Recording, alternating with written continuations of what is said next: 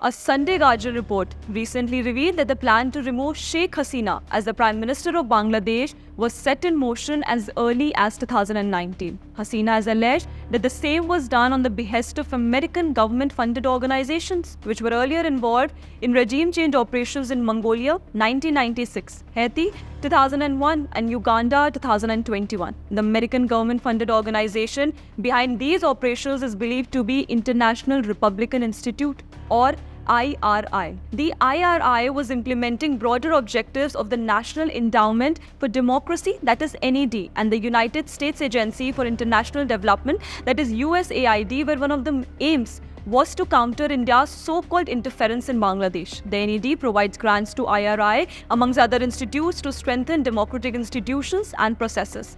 The NED is a private, non-profit organization that was established in 1983 and funded mainly by the US Congress. It operates independently from the US government. However, it receives annual funding through the Department of State. The USAID, on the other hand, is a government agency which is responsible for administering foreign aid and development assistance. The Sunday Guardian report mentions that in March 2019, after IRI received its grant from the activities from USAID and NED, the project to remove Sheikh Hasina as Bangladesh PM was set in motion. The program was named Promoting Accountability, Inclusivity and Resiliency Support Program, and it ran for 22 months till January 2021. The objective of this program was stated as enhancing political participation of citizens in Bangladesh and to amplify anti-authoritarian voices. Advocacy grants were given to artists, musicians and others to address social and political issues. These products garnered over 4 lakh views. Civil society supported these so-called causes and activists and citizens were identified and trained to develop policy demands. They also bet heavily on the COVID-19 pandemic to destabilize Sheikh Hasina government, but the outcome was not as expected, since death rates remained low and economy recovered soon enough. Another such project was executed between February 2021 to September 2022, where NED forwarded a grant of USD 9 lakh. The objective of this project was to enhance marginalized voices, especially youth and women, within political debate and decision-making. IRI indulged in capacity building of women, political leaders, public representatives and candidates to contest the then upcoming elections, which were to take place in December 2023. It also brought in student leaders on university campuses in the fold.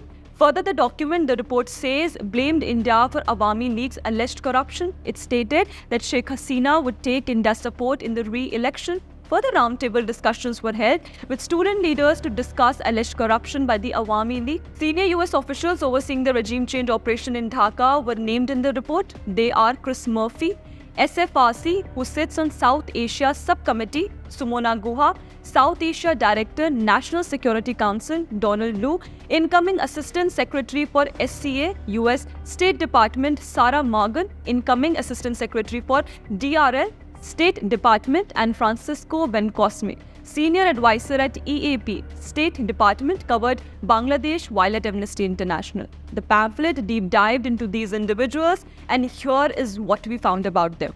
Chris Scott Murphy. Chris Scott Murphy is currently the chairman of the US Senate Foreign Relations Subcommittee on Near East, South Asia, Central Asia and Counter-Terrorism. Apparently, when the well-planned violent clashes were going on in Bangladesh in August this year, Murphy seems to have expressed his concern about the so-called undemocratic processes of the Hasina government, and had written a letter along with other like-minded senators to Antony J. Blinken, Secretary of State, US Department of State, to reiterate the self-assumed huge role that the US State Department has to play in calling off the violence and making Hasina accountable. As if only US State Department's self-imposed interference was not enough, Murphy and his team had also called for the US to work with the international community to support the Bangladeshi people's right to a representative democratic government that respects human rights and individual freedoms. From the roles he had played throughout, it seems that he was assigned by his employing masters to be a part of this great game. Sumona Guha. Sumona Guha joined the Secretary's policy planning staff of the US Department of State in August 2012. She looks after South and Central Asia. Prior to that, she was a senior advisor in the office of the Special Representative for Afghanistan and Pakistan. Ms. Guha has served as a special advisor for national security affairs in the office of the Vice President, as a Foreign Affairs Fellow in the US Senate, and as special assistant to the Under Secretary of State for Political Affairs. Ms. Guha holds degree from Georgetown, the manufacturing factory of CIA's Great Grand Strategy to Sustain Hegemony, and Johns Hopkins University. Donald Lu. Donald Lu, who had also been quite a visitor to various states of India in the last few months, is the Assistant Secretary of State for South and Central Asian Affairs, had mastered the art of regime change in the best possible way. It would not be an incorrect to assert that he is the head of Project Regime Change designed by the US State Department, along with the Central Intelligence for sustaining the US hegemony in the globe. His great mastery can be traced to April 2022 when Imran Khan was ousted as Prime Minister of Pakistan. Incidentally, a Pakistani government official had met Lu just a few days prior to his unceremonious removal.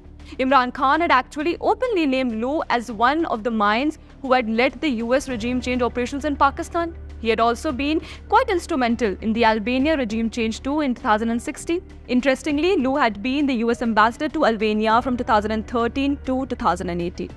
Sara Magan. Another prominent individual who oversaw the regime change program of Bangladesh was Sara Magan. She currently serves as the US Foreign Policy Director at the Open Society Foundations, Soros agency, which had been engaged for years now in the dangerous game of regime change in third world nations under the guise of the word development. All this just to push forward the agendas of absolute profit-making, promoting dollar-centric global economy, and for sustaining the global hegemony of the United States. A few days back, we saw how Soros and the Open Society Foundation had been targeting India's sovereignty and constantly putting forward the narrative that democracy has died in India. This was just so that they could interfere into the internal matters of India and provoke the populations to create a civil war situation in the country.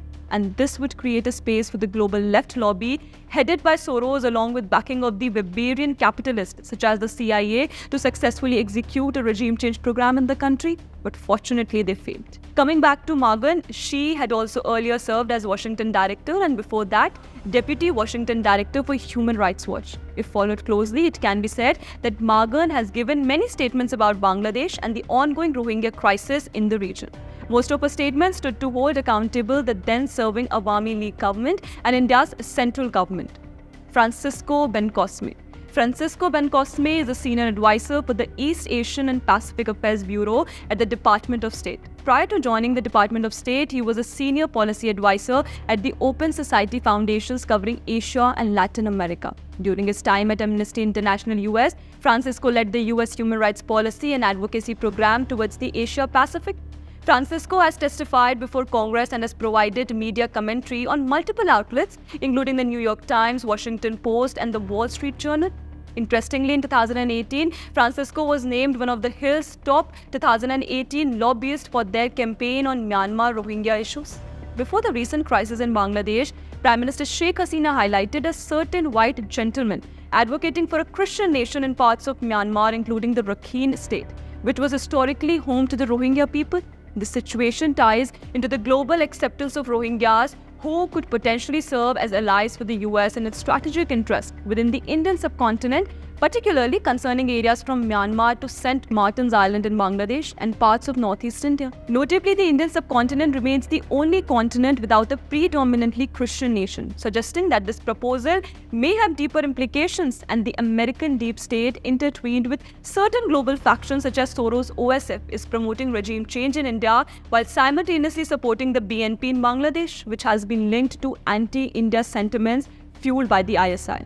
Given this context, we know now why the US State Department and the United Nations have over and again tried to push forward the Rohingya cause by sometimes holding India and at times Bangladesh for being unreasonable to these refugees.